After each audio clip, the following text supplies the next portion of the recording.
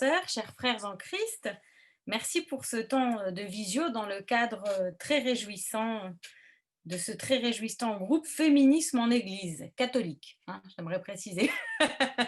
Mais c'est dès le départ œcuménique, puisque bien sûr, j'ai entendu parler de ce groupe, je crois, dès que vous avez commencé à y songer, donc vous aviez dès le départ cet élan œcuménique.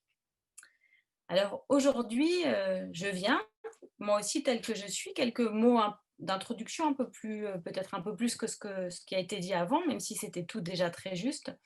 Il y a mes titres universitaires, oui, c'est vrai, je suis docteur en théologie. Il y a le fait que je sois chargée de ministère dans mon église, l'Union des églises protestantes d'Alsace et de Lorraine. Et il y a aussi tout ce qui relève de ce qui me nourrit tous les jours. Donc, je suis aussi femme de pasteur, qui est lui pasteur de paroisse, donc au sud de Strasbourg, et Elkirch-Grafenstaden. On a d'ailleurs une chaîne YouTube qui s'appelle Sous les platanes. Voilà, petit moment de pub. Et puis, il y a aussi le fait que je suis maman de 3 filles, qui sont maintenant 3 ados, de 11, 14 et 16 ans. Donc, tout ce que moi, je pouvais avoir parcouru comme chemin féministe et m'en sentir assez enorgueillie, je peux vous dire que ma grande de 16 ans et demi, elle me dégomme régulièrement sur beaucoup de sujets. Je lui en suis évidemment reconnaissante en un sens, puisque je suis en mouvement et ça n'a pas l'air de vouloir s'arrêter. Voilà, donc ça, c'est un petit peu ce que je voulais vous partager. Alors, ce soir, j'aimerais vous parler de ce qui oriente beaucoup ma vie depuis quelques années, qui est aussi un cadeau, un cadeau de Dieu. Et c'est ce livre, cette collective, Une Bible des femmes. Alors, c'est vrai que ça a été très important dans mon cheminement parce que j'avais consacré 10 ans de ma théologie, de ma pastorale, de tout mon temps bénévole à développer la théologie inclusive. La théologie inclusive, peut-être vous en savez déjà quelque chose, c'est une théologie qui a commencé à développer il y a une cinquantaine d'années aux États-Unis notamment, dans les mondes anglo-saxons, tout particulièrement dans l'Église luthérienne, et par ailleurs suivie de près par la conférence des évêques américains, qui est une conférence en fait très progressiste. Si vous en connaissez quelque chose, vous seriez étonné. Donc des évêques catholiques, la conférence des évêques catholiques américains est très progressiste. Euh, mais ça, c'est un autre sujet que je ne maîtrise pas bien, mais je peux en tout cas vous affirmer cela. Rien à voir avec d'autres conférences des évêques. Et donc, les églises luthériennes, il y a à peu près une cinquantaine d'années, ont été mises devant quelque chose qui s'appelle le sida. Et oui, qui a commencé déjà dans les années 1970 aux États-Unis et qui a créé une vraie ligne de fracture. Et donc, à partir de là, un certain nombre de paroisses et de communautés se sont dit, mais qui sont ces homosexuels? Par extension, qui sont ces personnes trans? Il y avait beaucoup de précarité du fait des grandes discriminations. Et donc, il y a toute une théologie qui a commencé à se développer autour de situations de vie, une théologie qu'on appelle contextuelle. Et c'est quelque chose qui m'a touchée tout particulièrement parce que moi, je viens d'une famille arc-en-ciel. Donc, mon père, par exemple, s'est marié avec un mari depuis 2 ans, mais avant, il était pacsé, puisqu'avant, on ne pouvait pas se marier en France. Et donc, à titre personnel, je suis touchée, bien sûr, par ces questions d'inclusivité et de non-discrimination dans l'Église. Alors, j'ai consacré pas mal de temps à côté de ma thèse de doctorat qui portait plutôt sur la liturgie en général. Et puis, il y a 3 ans, Elisabeth Parmentier, qui a été ma mentor pour ma thèse de doctorat sur la liturgie, donc une thèse tout à fait carrée, très classique, où voilà, j'ai eu beaucoup de bonheur à la faire. Ce n'était pas du tout de la militance pour ce coup. Et puis, Elisabeth Parmentier, qui enseigne maintenant à Genève la théologie pratique, il y a 3 ans, m'a contactée et m'a dit, écoute, il y a ce projet, Une Bible des femmes. Et ce projet, c'est un projet d'une collective pour reprendre un peu le travail qui a été fait il y a déjà presque 130 ans autour de suffragettes protestantes qui se sont rendues compte que jamais elles n'avaient entendu de prédication d'une femme, que jamais elles n'avaient lu de commentaires bibliques de femmes. Alors vous me direz, bah oui, c'est un peu normal, il y a 130 ans, c'était comme ça. Oui et non. En même temps, c'est pour ça qu'on dit his story, pour l'histoire, et her story. Donc il faut bien sûr mettre en valeur aussi toutes ces femmes qui ont constitué l'histoire, même si on n'en parle jamais. Et donc, cette Elisabeth, parce que c'est une Elisabeth aussi, eh bien, cette Elisabeth, elle a lancé ce mouvement de se réapproprier la Bible et d'en faire des relectures de femmes. C'était pas tout à fait de relecture féminine, mais enfin, c'était déjà féministe, c'était déjà beaucoup. Et donc, elles ont pris des Bibles, elles ont coupé avec des ciseaux les passages qui concernaient les femmes, elles se les sont répartis. Et l'idée au départ, c'était un peu de retraduire la Women's Bible, qui a été un grand succès éditorial pour l'époque, qui a été réimprimé plusieurs fois, mais ça ne parle plus. Il y a beaucoup de passages qui sont teintés d'antisémitisme, puisque vous savez, il y a eu toute cette théologie autour de l'assassinat de Jésus par les Juifs, enfin voilà, des choses qu'on n'enseigne plus maintenant, mais qu'on enseignait encore il y a 130 ans. Donc voilà, on ne pouvait plus traduire, retraduire, même mettre à jour la Women's Bible, il n'y avait pas vraiment de sens. Donc on a plutôt recréé cette collective pour se réapproprier tous ces passages et chausser finalement des lunettes féministes pour les relire ensemble. Alors c'était vraiment merveilleux parce qu'on se réunissait ou par visio ou en présentiel, on se relisait dans une Dropbox. Les Québécoises nous engueulaient régulièrement parce qu'on utilisait des anglicismes. Par exemple, moi j'utilisais hashtag, c'est très interdit, on dit mot-clic, d'accord? Voilà, mot-clic. Donc, voilà, c'était très marrant parce qu'il y avait aussi du dialogue interculturel, du dialogue intergénérationnel. Par exemple, moi, de par mes convictions inclusives, pour moi, la PMA, c'est quelque chose qui ne devrait même pas poser question. Je veux dire, à partir du moment où on autorise la PMA pour un couple Y, je ne vois pas pourquoi le X n'y aurait pas droit. Enfin, on est dans un état de droit, il y a une égalité. Mais pour d'autres générations, ça posait d'autres questions. Donc, on était amenés à dialoguer entre nous dans nos féminismes chrétiens, bien sûr. Et puis alors, oui, parlons de chrétiens, il y a toute la diversité aussi qui était représentée, des femmes mariées, des femmes célibataires consacrées, des catholiques, des femmes en communauté, des femmes divorcées, des protestantes, luthériennes, réformées, méthodistes. Voilà, on a vraiment vu très large, des femmes du renouveau. On avait toutes les situations de vie, puis on avait les pionnières aussi, donc Pierrette Davio qui est une pionnière, qui est très connue au Canada et qui a beaucoup travaillé, qui vient d'ailleurs elle-même d'un ordre religieux, les filles de la sagesse. Et donc elle, c'était un peu notre doyenne, et puis elle était très au clair sur son féminisme, elle était très carrée. Et puis il y avait des plus jeunes, voilà. Vous voyez, et des protestantes plus jeunes, voilà. On a dialogué à tous les niveaux, et c'était une belle aventure féministe. Alors moi aussi, je me suis lancée là-dedans. Comme on se donnait les unes aux autres aussi des indications, moi j'ai entendu cet appel qui était de travailler la question des femmes missionnaires. Parce que jusqu'à maintenant, je travaille à 75% pour une petite mission, une petite association missionnaire qui s'appelle la Centrale de littérature chrétienne francophone. C'est mon ministère dans l'Église à 75%. Et on s'occupe de la formation des pasteurs en Afrique francophone, dans la Caraïbe, à Madagascar et en Polynésie aussi. Donc nous, ce qui nous intéresse, c'est de nous assurer que partout, les étudiants et les étudiantes en théologie ont accès à des bibles, à des commentaires bibliques et à des bibliothèques qui sont bien achalandées ou en tout cas mises à jour. Voilà, donc ça, c'est mon boulot à moi. Mon boulot à moi, c'est de m'assurer dans la francophonie que le savoir théologique circule bien et qu'il circule de façon équilibrée aussi. Donc évidemment, je pars souvent sur le terrain, visiter ces bibliothèques, visiter les 4 équipes que j'accompagne, hein, des équipes locales, de formation notamment. Et donc du coup, c'est très intéressant parce qu'on m'a donné donc cette question d'être missionnaire. Et je n'ai pas voulu vivre ça seule, donc j'ai proposé, et c'est là que je vais vous partager, je pense, mon écran. Hop, est-ce que je vais y arriver? J'espère. Attendez. Bon, je réessaye une autre fois. Hop. Excusez-moi.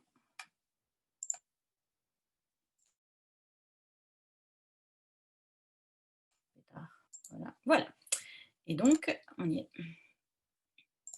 Parfait.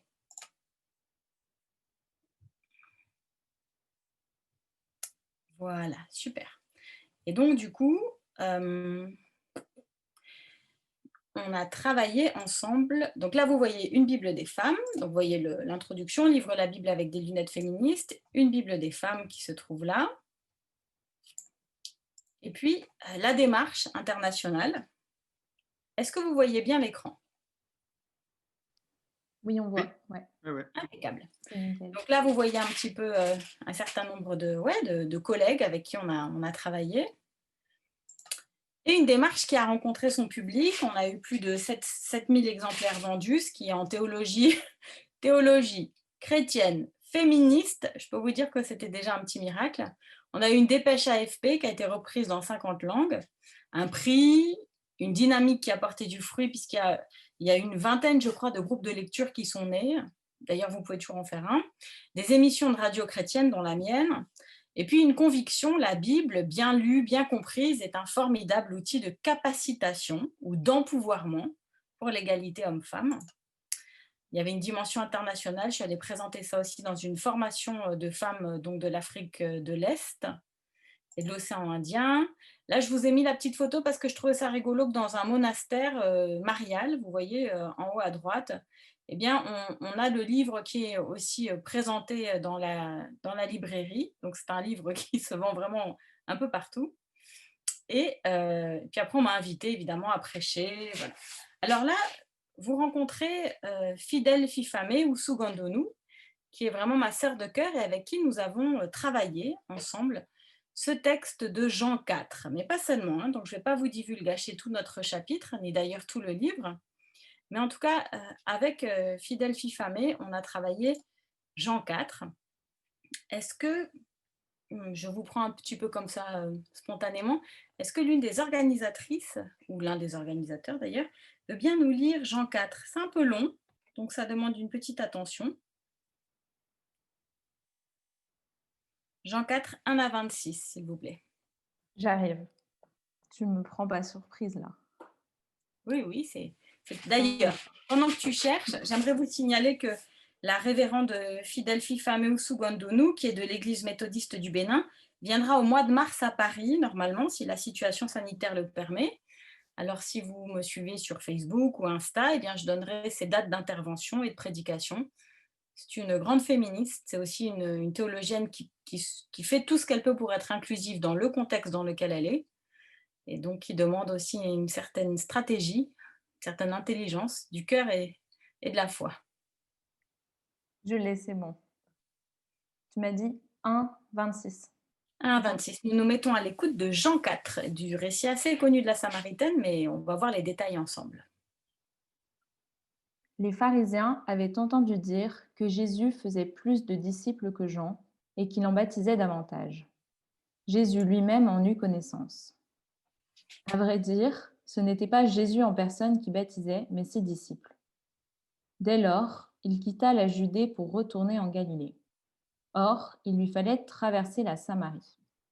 Il arrive donc à une ville de Samarie, appelée Sychar, près du terrain que Jacob avait donné à son fils Joseph. Là se trouvait le puits de Jacob. Jésus, fatigué par la route, s'était donc assis près de la source. C'était la 6e heure, environ midi. Arrive une femme de Samarie qui venait puiser de l'eau. Jésus lui dit, donne-moi à boire. En effet, ses disciples étaient partis à la ville pour acheter des provisions. La Samaritaine lui dit, comment?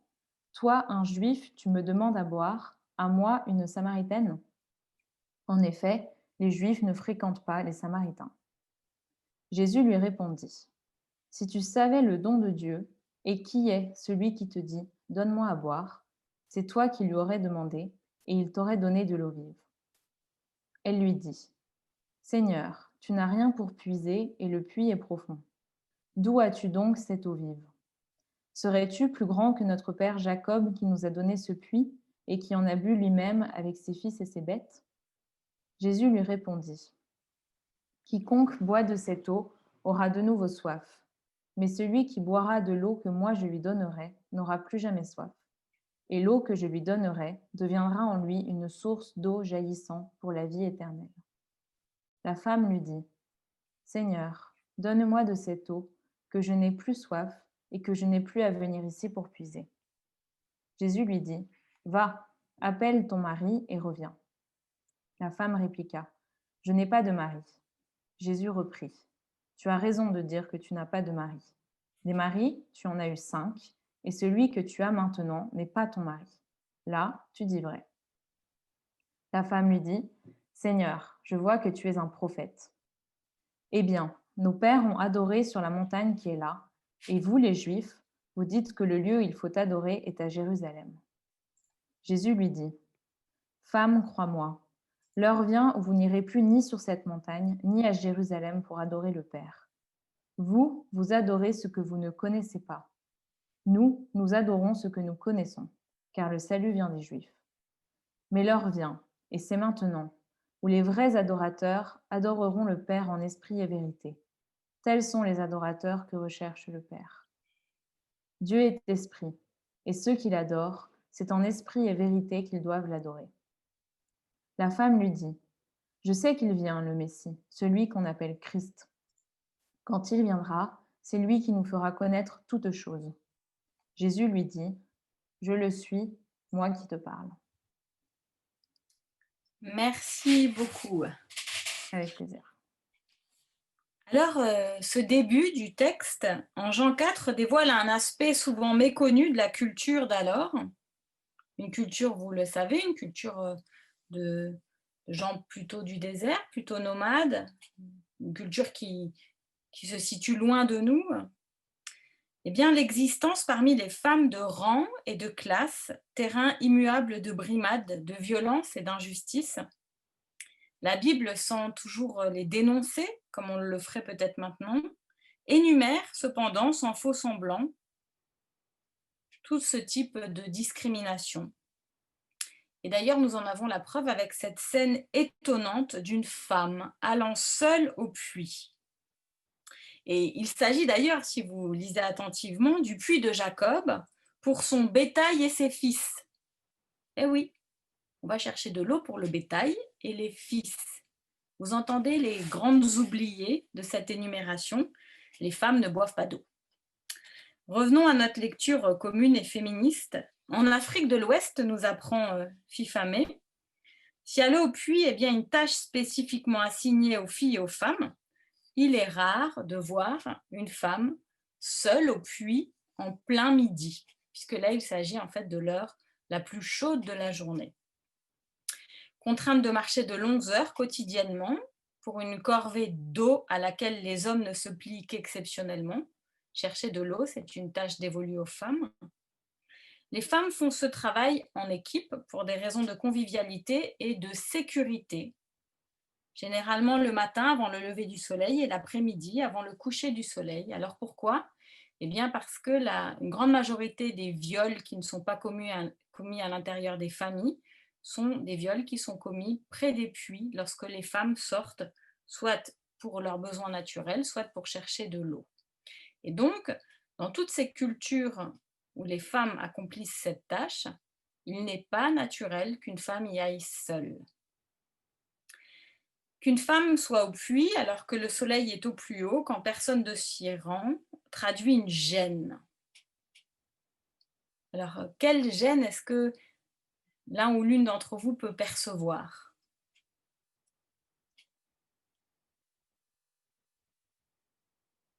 Là, pour ça, vous avez le droit d'ouvrir exceptionnellement vos micros. Elle a eu 5 maris. Oui, elle a eu 5 maris, tout à fait. Il y a une gêne. Le fait qu'elle ait eu 5 maris ostracise notre Samaritaine, celle qui n'a pas de prénom. Ça aussi, c'est quelque chose d'intéressant. Moi, je vis à Illkirch, on ne m'appelle pas l'Illkirchoise, vous voyez. Les Parisiennes, on ne les appelle pas les Parisiennes, elles ont un prénom. Souvent dans la Bible, on est la sœur de ou la fille de. Par exemple, dans le cas de Tamar, qui a été violée par son beau-frère, par son demi-frère, jamais dans le texte, il est dit qu'elle est la fille de David. Elle est la sœur de quelqu'un. C'est terrible, hein, la hiérarchie qu'on établit pour les femmes. En tout cas, là, elle n'est ni la femme d'eux, ni la fille d'eux, ni la mère d'eux, elle est la Samaritaine. Alors, on pourrait penser aussi que cette femme ne veut aucune autre compagnie ou qu'elle évite tout simplement d'être la risée de ses sœurs. En tout cas, à ces distinctions de rang s'ajoutent pour certaines celles liées à leur appartenance religieuse. La Samaritaine, celle qui n'a pas de prénom, appartient à un peuple méprisé par les Juifs, Et bien que les Samaritains célèbrent le Dieu des Juifs et considèrent le Pentateuque, les livres de la loi dans l'Ancien Testament, comme le fondement de leur croyance, comme c'est bien précisé en Jean 4, les Juifs les accusent de pratiquer une religion mélangeant le judaïsme et le paganisme, alors que l'évangéliste Matthieu recommande justement d'éviter leur compagnie, en Matthieu 10, verset 5. Jésus, ce grand marcheur, qui est aussi un peu un pèlerin, décide de marquer une pause dans ce lieu qui n'est généralement considéré que de passage. Et de façon doublement intrigante, Jésus s'arrête à Zichar, justement au puits de Jacob, et alors que le soleil est au plus haut. Que pouvons-nous y comprendre? 3 retournements, c'est-à-dire 3 attitudes renversantes de Jésus, nous sont offerts dans ce récit. Alors le premier retournement, vous l'avez à l'écran, c'est passer de l'offense au don. On l'a vu, les disciples sont en ville pour se ravitailler, et c'est Zichar, qui est un endroit exécré, où il est déconseillé de s'arrêter, que Jésus choisit pour se reposer près d'un puits. Lui-même est un fin connaisseur des histoires des patriarches et des matriarches, et il est certainement informé de la réputation de ce lieu, reconnaissable à son nom. Là, vous allez me dire, mais quelle est cette réputation? Eh bien, c'est un puits qui est proche du champ que Jacob avait donné à son fils Joseph. Et d'ailleurs, la sonorité du toponyme Zichar rappelle le prénom de Sichem, celui qui déshonora Dina. Alors, cette histoire, elle est terrible, hein. C'est l'histoire de la fille de Dina, c'est de la fille de Jacob, de Dina, la fille de Jacob, qui a donné ensuite ce livre d'Anita Diamonds, qui s'appelait d'abord La fille de Jacob et qui s'appelle maintenant La Tente rouge, qui est un livre qui, à mon sens, a permis de redéployer des relectures féminines et féministes de la Bible. Alors, c'est un livre, bien sûr, c'est très romancé, mais ça donne enfin vie à cette fille Dina. Néanmoins, dans la Bible, on peut trouver assez d'éléments. On n'a pas besoin de lire le livre seulement pour s'intéresser à Dina, quoique ça peut être une bonne introduction, avec toutes les réserves qui s'imposent. Mais Dina, dans la Bible, en fait, c'est celle qui sortit. C'est tout ce qu'on sait d'elle. Elle était en caravane, elle était avec toute sa famille, elle est la seule fille de Jacob, elle n'avait que des frères. Et vous savez que Jacob avait ce grand conflit avec Ésaü. Et donc, il y avait cette errance de Jacob. Et puis, un jour, il décide de s'arrêter, de se poser, d'être là, dans ce pays-là. Et il se trouve qu'on peut imaginer, Dina était-elle une adolescente, une jeune femme? Quel âge avait-elle exactement? On ne sait pas, mais en tout cas, elle a eu envie d'aller rencontrer les filles du pays. Alors elle sortit. Et là, les exégètes, en passant par les rabbins jusqu'à maintenant, voient chez Dina énormément d'audace, elle sortit. Et comme elle sortit pour aller à la rencontre des filles du pays, parce qu'elle avait peut-être envie d'avoir des copines, tout simplement, moi je vis avec 3 ados, je les imagine bien sortir pour aller rencontrer d'autres ados, mais là je projette un peu, comme tout le monde d'ailleurs, mais je le reconnais en tout cas. Eh bien, elle sortit, et là passe Sichem. Sichem, qui est le fils du roi du pays. Et lui, Sichem, il a été très mal élevé puisqu'il fait tout à l'envers. Il la voit, il l'enlève, il la viole, et puis il en tombe amoureux. C'est ce que nous dit le texte biblique. Alors ça, c'est terrible, parce que cette histoire, du coup, elle n'a plus aucun sens. Elle n'a plus aucun sens dans la culture de l'époque, dans le sens où Sichem n'est pas allé la demander en mariage et il n'y a pas eu tous les rituels nécessaires. Elle est terrible parce que Dina perd à partir de là toute identité. Elle a voulu sortir et rencontrer d'autres jeunes filles. Eh bien, tout s'est arrêté à cet endroit-là. Peut-être en cours de route, le texte laisse entrevoir que quelque part, peut-être il s'est quand même passé quelque chose entre eux, mais on n'en est même pas sûr. Donc il l'a déshonoré, il n'a pas respecté l'honneur de sa famille. Et puis Jacob qui est là, qui en a marre, qui fuit son frère depuis si longtemps, qui a eu tellement d'histoires dans sa vie, eh bien Jacob décide de rentrer dans une forme de mutisme. Et donc ce sont les frères qui se sentent chargés de défendre cet honneur familial. Dans la Bible, quand on lit, on voit que Jacob, il dit rien d'abord à ses fils, nous dit le texte. Et puis ensuite, quand ses fils lui en parlent, il essaye de « oh oui, oh là là, oui ». Alors les frères s'énervent de plus en plus, enfin ils viennent d'arriver dans ce pays, on leur enlève leur petite sœur, on ne respecte pas l'honneur de la famille, il faut faire quelque chose. Ils vont voir Zichem, et Zichem dit que oui, mais il est amoureux lui, et qu'il aimerait beaucoup l'avoir pour femme. Bon, très bien, les frères disent, eh bien dans ce cas-là, vous allez faire un geste envers nous, envers notre culture et nos croyances, et vous allez faire circoncire tous les hommes. Et là, je ne sais pas très bien leur force de persuasion, l'espèce d'amour toxique bizarre qu'est en train de développer Zichem pour la brave Dina qui voulait juste sortir rencontrer des copines. Je ne sais pas ce qui se passe, mais en tout cas, il arrive, Zichem, à persuader tous les hommes d'être circoncis sur le champ. Et puis une fois que tous ces hommes sont circoncis, donc on les imagine, hein, c'est une circoncision en plein désert à l'époque, on ne va pas rentrer dans les détails, mais certains devaient être un petit peu claqués, eh bien les frères débarquent et ils les tuent tous. Et alors, ce qui est intéressant, ce que nous dit le texte, c'est qu'une fois que tous les hommes étaient passés au fil de l'épée, eh bien, ils sont repartis avec les enfants et les femmes. Et ben voilà, Dina, tu voulais les rencontrer, les femmes du pays? Alors ça, c'est terrible, parce que cette histoire de Dina, on voit qu'elle développe tout ce que l'hétéropatriarcat a de plus brutal, tout ce que cette culture-là a de moins bon à nous offrir. Et d'ailleurs, tout dans le nom de ce lieu. Donc cette histoire, hein, je vous la raconte parce que Jésus la connaissait, tout dans le nom de ce lieu, même sa sonorité proche des mots hébreux, ivrognerie et mensonge, tout évoque l'offense, ce zichar, ce zichem. L'offense, et puis derrière, nous expliquent les rabbins, eh bien Dina, on l'a exfiltrée. Et il y a même des rabbins qui ont dit, on l'a exfiltrée et on l'a mise dans une sorte de carriole fermée, comme une boîte sur des roues. Vous voyez, elle voulait sortir, eh bien on l'enferme et on l'exfiltre et on l'amène ailleurs, peut-être pour la marier ailleurs ou la faire disparaître.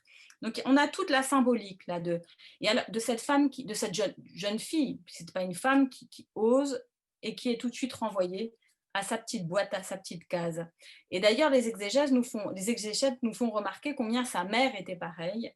Rachel, elle aussi, avait cette réputation de sortir, de faire des choses, d'oser. Alors voilà, je vous laisse avec ça et puis on pourra reprendre plus tard. Mais en tout cas, les exégètes disent bien, oui, voilà, le problème évidemment, c'est que dès qu'il y a une femme qui est audacieuse, elle va transmettre ça aux autres femmes de sa famille et puis ça n'en finit plus les problèmes.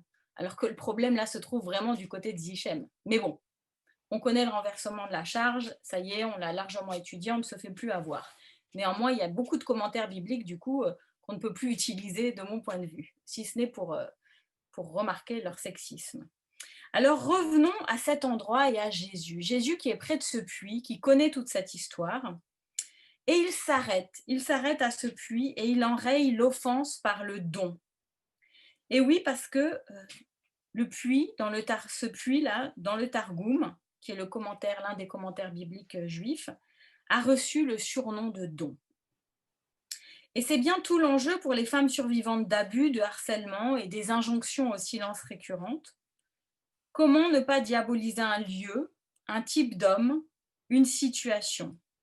Comment continuer au quotidien, malgré les offenses, à recevoir ce que la vie offre et donne gratuitement?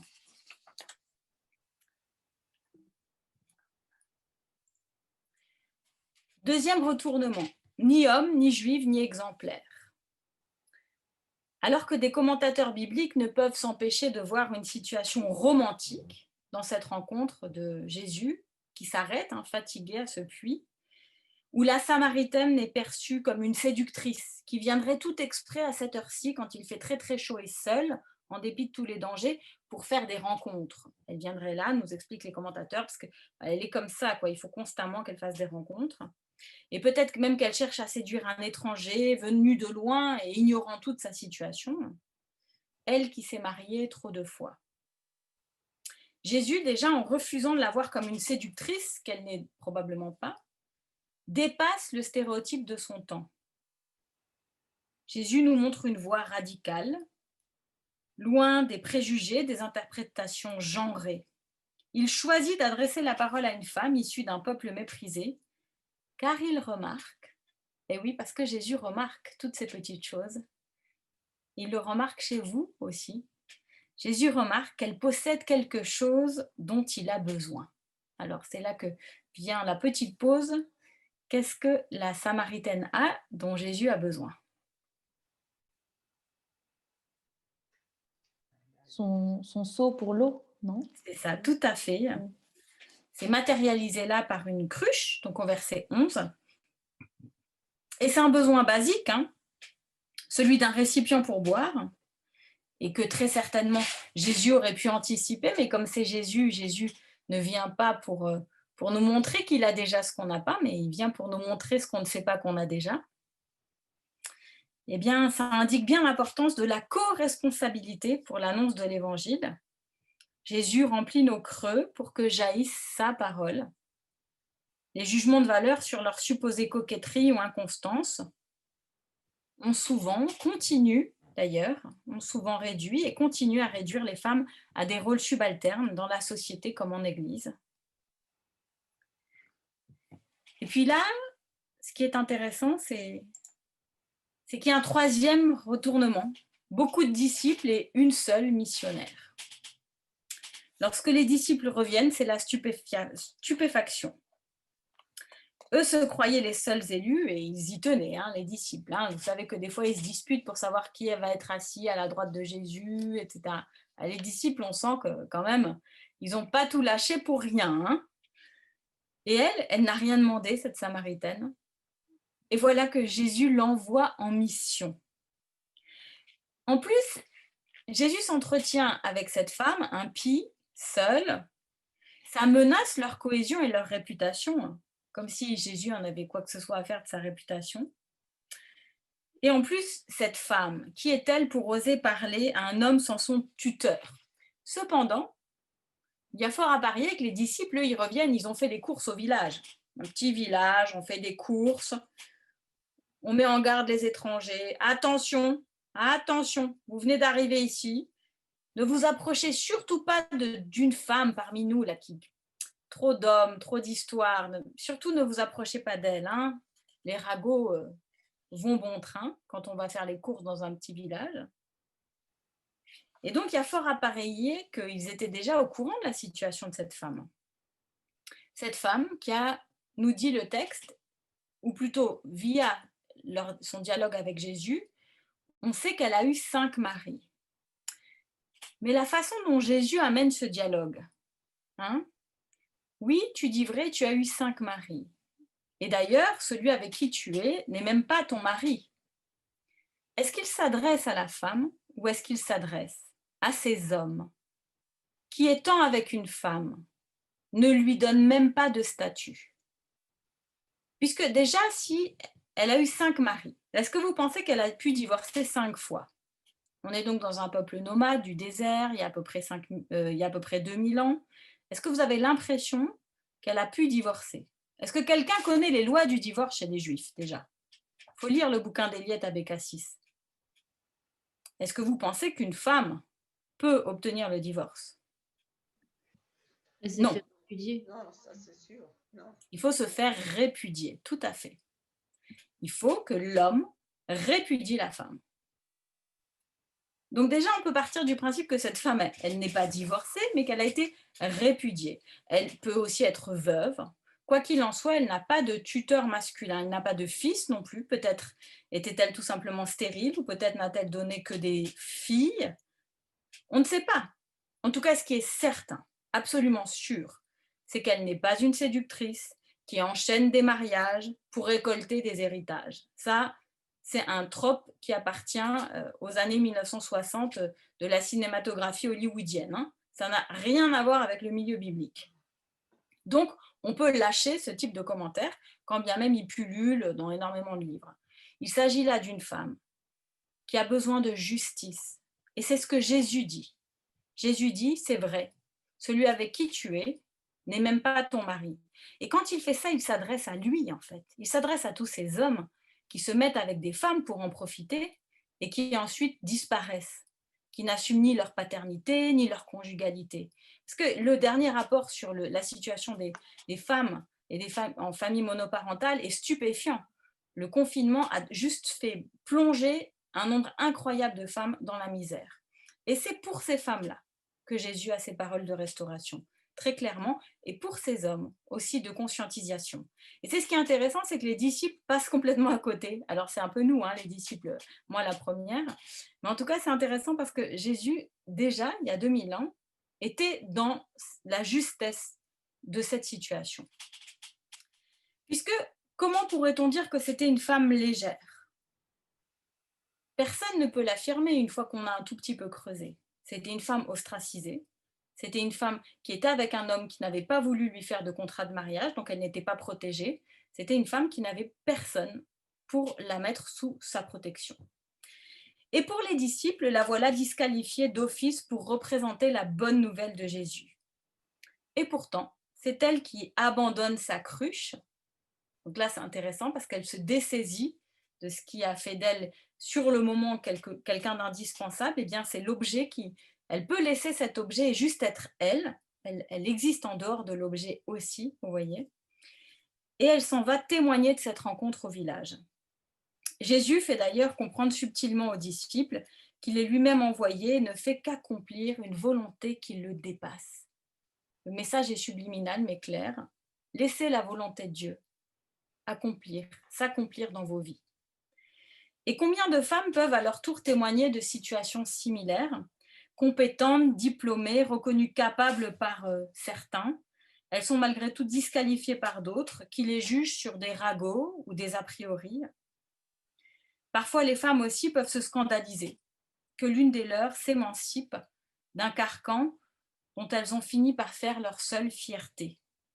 Et oui, pour un certain nombre de femmes, avoir obéi aux injonctions, tenir une maison propre, être tout à fait, tenir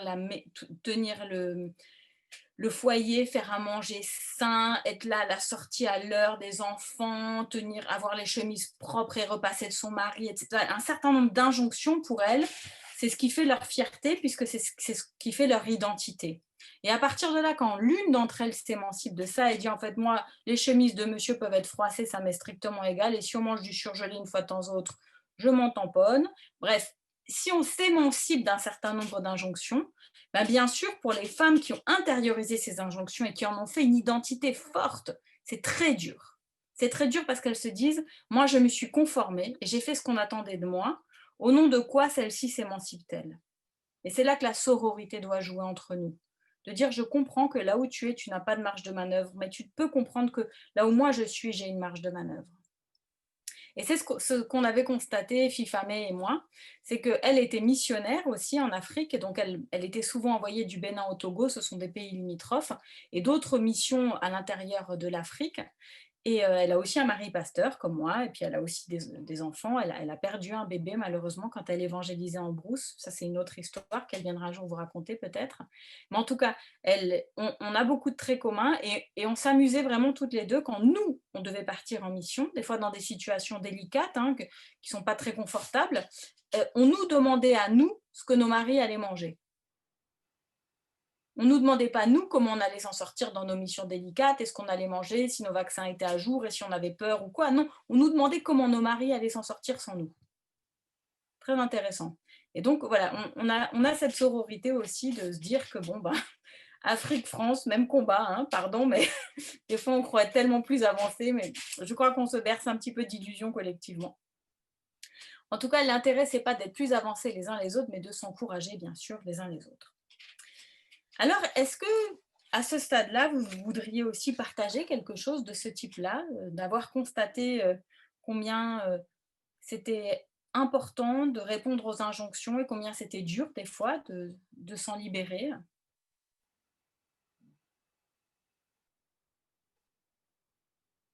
C'est valable aussi pour les hommes. On redécouvre maintenant les nouvelles formes de masculinité, on les encourage, on souhaite qu'elles émergent.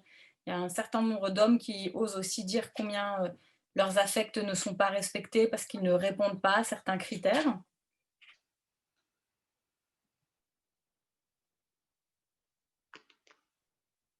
J'aurais une question à propos de la Samaritaine. Je ne sais pas si je peux me permettre de la poser maintenant. Oui, allez-y, Dominique. Merci. J'ai toujours pensé que c'était une péripatéticienne, la Samaritaine.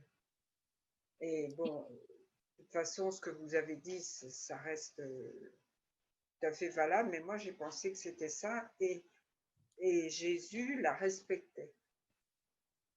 Mais est-ce que je peux vous demander, Dominique, qu'est-ce qui dans le texte vous fait dire que c'était une prostituée?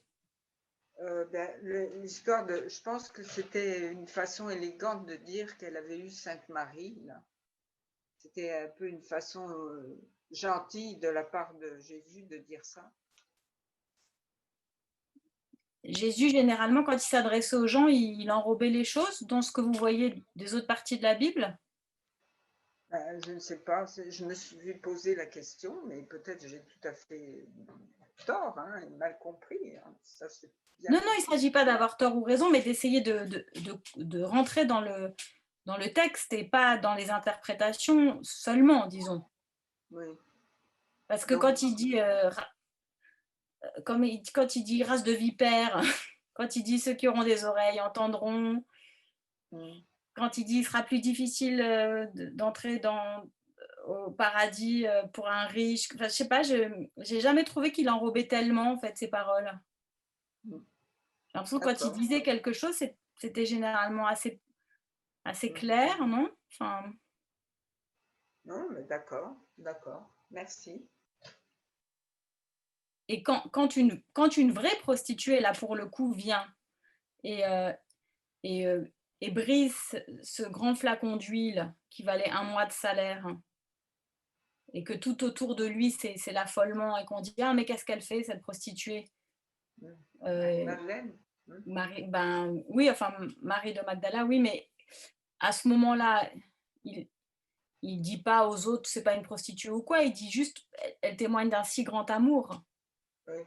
Il renverse ce qu'on pourrait appeler un faux amour de prostituée, un amour qui est la plupart du temps, ou en tout cas 90% du temps minimum, qui est forcé, et, et il arrive à y voir son vrai amour. Ouais. Merci. Et puis il le dit que les prostituées nous précéderont. Je crois que quand il veut utiliser le terme de prostituée, il l'utilise, il me semble, puisqu'il l'utilise ailleurs. C'est ça ce que je veux dire. Oui, je comprends.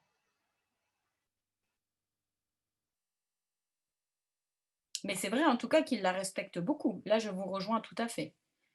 Il la respecte beaucoup puisqu'il dialogue avec elle. Et ça, c'était une grande marque de respect puisque les autres hommes n'étaient pas censés, pour des conventions sociales, lui adresser la parole.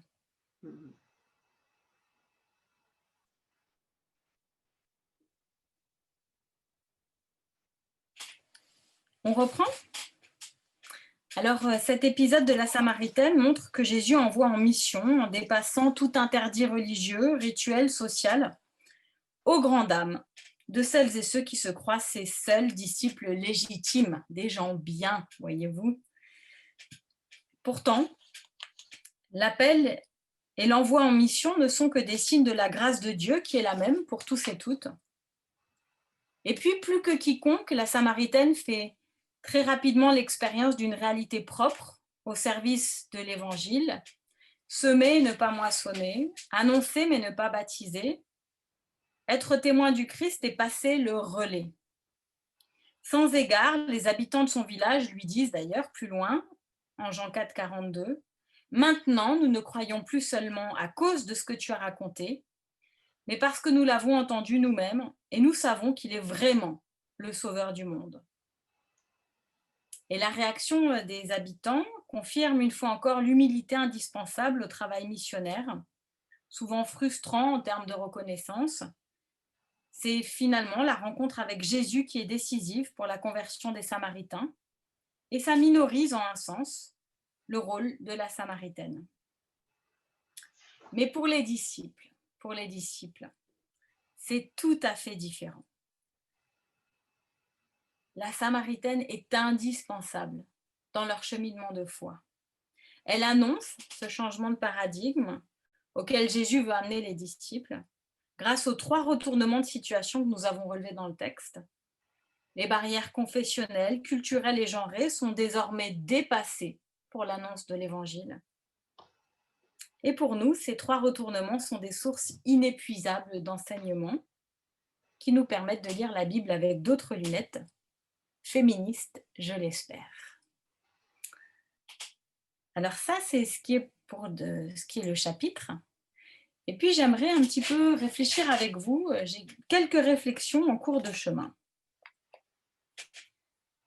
Je crois que, j'espère en tout cas, pour ce qui est de notre contexte à nous culturel, donc mettons la France, ou en tout cas la francophonie européenne, l'invisibilisation des femmes maintenant, c'est fini. Alors pourquoi est-ce que j'ai cette grande affirmation de dire que l'invisibilisation des femmes, c'est fini? C'est parce que je crois qu'il y a eu beaucoup de hashtags entre-temps. Il y a eu bien sûr MeToo, il y a eu beaucoup d'autres hashtags, il y a eu aussi il y avait Église, il y avait Me Church, Church Too, donc les agressions en Église. Et puis vous avez vu, après il y a eu le monde du sport, après il y a eu la Corse qui a eu besoin de son propre hashtag. À chaque fois, il y a différents espaces géographiques, culturels, différentes confessions qui ont des hashtags. Et on n'invisibilise plus les femmes maintenant comme on le faisait avant. Alors le langage inclusif aussi participe de ça. Ce langage inclusif qui dérange, qui énerve un petit peu, mais on n'a jamais fait une révolution culturelle en ayant l'adhésion globale et complète de tout le monde, ça n'a jamais marché. Et d'ailleurs, l'évangile a beaucoup dérangé, il y a eu énormément de martyrs au début de l'évangile, donc c'est bien la preuve qu'on ne peut pas changer de paradigme sans déranger. Il y a cette écriture inclusive, il y a toutes ces publications autour des femmes dans la Bible, autour du féminisme chrétien. Il y a ce groupe-là même qui existe, celui de ce soir. Il y a tous ces petits signes qui montrent que nous ne pouvons plus, nous qui sommes plus de la moitié de la population, les femmes, 51% de la population mondiale, nous ne pouvons plus être invisibilisés quand bien même on nous féminicide, quand bien même on nous tue, quand nous sommes encore dans l'utérus de nos mères, quand bien même, c'est pas du tout un manifesto anti-avortement, ni pro-life, ça n'a rien à voir, c'est le fait qu'il y ait une sélection dans l'utérus de la mère qui me dérange, une sélection genrée, ne confondons pas tout non plus à tous les niveaux, mais en tout cas, on tue systématiquement le genre féminin. Et en nous tuant, on nous invisibilise, sauf que maintenant, c'est fini. C'est fini, dans notre ère culturelle, on est passé à autre chose, on est passé à la visibilité. Moi, j'ai prêché il n'y a pas longtemps sur les collages féministes et j'ai montré qu'il y avait vraiment un lien entre la réforme de Luther et les collages féministes. Alors, vous pourrez aller voir sur mon site accueilradical.com cette prédication qui est passée à la radio dans toute la Suisse pour le culte de la Réformation. Et pourquoi est-ce qu'il y a ce lien très fort? C'est parce que Luther lui-même avait utilisé les portes des églises pour coller ses revendications. C'est ce qu'on appelait les placards à l'époque. Alors c'est marrant ce jeu de mots entre placard sur les questions LGBTIQ+, et puis placard qui était en fait le terme pour dire revendication, mais parce qu'on placardait. Mais enfin, toujours est-il qu'il y a un lien très fort entre le fait d'être visible dans l'espace public avec des slogans très clairs et démarrer une réforme religieuse. Il y a aussi cette sororité qui est une notion qui décolle. Alors, je vous en ai un peu parlé, ce bouquin, La Tente Rouge, a donné naissance à un mouvement mondial de cercles de femmes.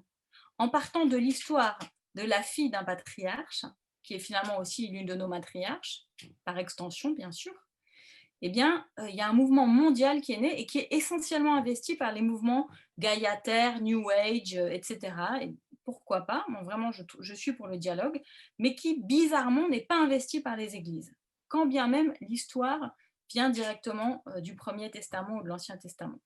Donc, c'est incroyable parce que cette notion de cercle de parole, de tente rouge, la tente rouge, c'était le lieu où les femmes pouvaient prendre soin les unes des autres quand elles avaient leur menstru ou des étapes dans leur cycle féminin, des étapes d'accouchement, des étapes de fausse couche, et elles pouvaient se rendre service les unes aux autres dans cette tente qui était réservée aux femmes puisque c'était un lieu déclaré impur du fait du sang qui pouvait s'y trouver. Et du coup, ça les préservait aussi un certain nombre de jours par mois d'une certaine brutalité et d'une culture du viol et du non-consentement conjugal. Et donc, ce mouvement est devenu mondial et cette sororité commence à s'exprimer à tous les niveaux. Alors, vous avez vu que maintenant, les chargés de communication du nouveau président des États-Unis, ce sont que des femmes. On commence de plus en plus à remarquer tout à l'inverse de Margaret Thatcher. Margaret Thatcher qui avait dit qu'elle ne nommerait jamais de femmes ministres parce que les femmes étaient, de son point de vue, trop émotives. Maintenant, on est tout à fait dans l'inverse. On part du principe que l'émotivité, l'émotion des femmes, leur proximité, leur facilité à pouvoir verbaliser leurs affects et leurs émotions font d'elles, au contraire, de bonnes dirigeantes. Alors voilà, et cette sororité, on peut l'exploiter à tous les niveaux et refuser toujours la rivalité. Ça, c'est quelque chose qui a souvent perverti les relations entre femmes, cette rivalité. Maintenant, on est de plus en plus dans la sororité qui encourage à la complémentarité, et non pas homme-femme, mais tout simplement humain-humaine et humaine-humaine. Alors la recherche exégétique avance à grands pas et d'une façon incroyable. Bien sûr, on avait nos précurseuses. On avait par exemple Elisabeth Schlusser-Fiorenza, qui a quand même sorti en mémoire d'elle, qui reste quelque part notre référence. Et puis, il y a Rosemary Rutherford-Russer qui est redécouverte dans le cadre de l'écoféminisme. On se rend compte combien ces théologiennes, qui étaient catholiques, ont été des précurseuses sur les questions d'écoféminisme et de théologie féministe. Donc, elles ont été peu reçues en France. Heureusement, elles ont été traduites progressivement, mais elles ont ouvert un grand chemin qui n'a pas été bien investi, faute de prédicatrices aussi dans l'Église catholique romaine, il faut le dire. Mais je pense qu'on tient le bon bout aussi à ce niveau-là, au niveau de la redécouverte de leurs écrits et de leurs pensées. Et par exemple, on s'est rendu compte, il y a à peu près 1 an ou 1 an et demi, comme il y a de plus en plus de femmes qui font de la théologie, catholique ou protestante, de plus en plus de pasteurs, de plus en plus de révérendes, enfin voilà, de femmes qui ont accès au texte et qui commencent à avoir une légitimité. Et il y a de plus en plus de chercheuses en Ancien et Nouveau Testament, ce qui était un domaine typiquement réservé aux hommes, sauf des exceptions qui confirmaient donc la règle. Eh bien, on s'est rendu compte, par exemple, qu'il y a, il y a au moins un personnage qui a été masculinisé au fur et à mesure. Donc, il s'agit de Junias, dont on avait on pensait que c'était un apôtre. Et en fait, en cherchant dans les manuscrits, on a vu que les choses ont été grattées, ont été modifiées de façon à faire passer cette femme apôtre pour un homme au fur et à mesure des différentes couches d'écriture de la Bible. Vous voyez, on n'est pas du tout au bout de nos surprises. Je pense qu'on est au contraire juste au début. C'est une ère, je dirais, glorieuse dans le sens où ça rend gloire vraiment à Dieu et au fait qu'on ait pu survivre jusqu'à maintenant pour expérimenter ça et pour creuser ça. Et puis progressivement, du coup, une chose entraînant l'autre, un petit groupe et un petit livre les uns après les autres, un show à la télé de Delphine Orvillers, voilà, les choses avancent et on arrive à changer nos lunettes. On arrive à comprendre que là où des commentateurs, des hommes, ont projeté une forme de sexualisation de la femme, par exemple dans le cas de la Samaritaine, eh bien, avec d'autres lunettes, on peut y voir tout simplement une situation d'oppression, une situation où la Samaritaine n'avait pas d'autre choix, n'était pas accompagnée d'autres femmes, donc elle était à la merci des hommes. Et on peut mieux comprendre le contexte d'énonciation tout à fait révolutionnaire de ce que propose Jésus à cette femme et de ce message qui parvient jusqu'à nous aujourd'hui. Voilà, donc c'est ça, chausser des lunettes féministes, c'est rentrer dans ce refus de l'invisibilisation, donc accepter d'être visible soi-même en tant que femme, et en tant qu'homme, rentrer dans une situation d'allié, où on ne parle pas pour, ni à la place d'eux, mais où on soutient de façon active et discrète les femmes qui ont besoin de parler. Ça, c'est pas facile, hein. Les hommes sont élevés à parler en premier, à avoir une légitimité, à avoir une autorité. Et on le voit dans toutes les réunions. Moi, toutes les réunions, j'ai toujours chronométré les temps de parole. C'est toujours, systématiquement, les hommes qui parlent plus longtemps et pas nécessairement pour apporter plus d'infos d'ailleurs. Et donc, Absolument. du coup, c'est très... Absolument. En tout cas, ce sont des études statistiques, hein, donc à partir de là, voilà, c'est juste à observer et à les encourager à rentrer dans leur place d'alliés. Les hommes ont tout à y perdre, c'est vrai. C'est vrai que les hommes ont tout à y perdre. Ils vont perdre des privilèges, ils vont perdre une forme de légitimité qui était liée à leur genre, attribuée à la naissance, mais ils vont faire gagner beaucoup à l'humanité. Et je pense qu'en tant que chrétien, c'est tout ce qu'on veut, c'est que l'humanité grandisse. Donc c'est important que les hommes, effectivement, perdent des privilèges. Et pour nous, entre femmes, garder ce courage et ne pas rentrer aussi dans quelque chose qui puisse nous rendre on a tout à fait le droit d'être en colère et il faut l'être. Parfois, la colère est un ressort nécessaire, important, fondé. Lita Basset a écrit là-dessus, Sainte colère, un livre où elle explique que la colère fait aussi partie des dons que Dieu nous a donnés. C'est important d'être en colère aussi, de refuser des situations. S'il n'y avait pas eu des hommes et des femmes en colère avant nous, on n'aurait pas avancé sur Terre. Mais la sororité peut nous aider à accueillir la colère l'une de l'autre, sans rentrer dans des confrontations trop fortes avec des groupes d'hommes qui ne seraient pas en capacité de l'accueillir, mais plutôt à s'accueillir les unes les autres dans nos colères et à se fortifier, à s'édifier pour être outillés pour la prochaine situation. La sororité, c'est aussi un levier fondamental. Et puis, cette recherche exégétique, je vous encourage à rentrer là-dedans. Vous pouvez, vous-même, avec vos lunettes du jour, entrer dans la recherche exégétique. Il n'y a pas que des théologiens et des théologiennes qui sont habilités. Et je pense que comme ça, petit à petit, chemin faisant, peut-être que nous arriverons à faire advenir un peu plus du royaume dans nos vies.